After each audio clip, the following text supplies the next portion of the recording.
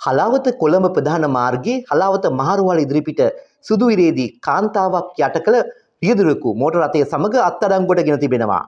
මෙම රියදුරු හලාවත මහේස්ත්‍රාත් අධිකරණ ඉදිරිපත් කිරීමෙන් අනතුරුව ලබන සඳුදා දින දක්වා රක්ෂිත බන්ධනාගාර ගත කිරීම නියෝග කර ඇති බවයි වාර්තා වන්නේ. අද පෙරවරුවේ මේ අනතුරු සිදු තිබෙනවා. අනතුරින් බරපතල තුවාල ලැබූ කාන්තාව හලාවත මහරුවලට ඇතුළත් කර ඇති අතර ඇගේ තත්ත්වය බරපතල බවයි වාර්තා වන්නේ.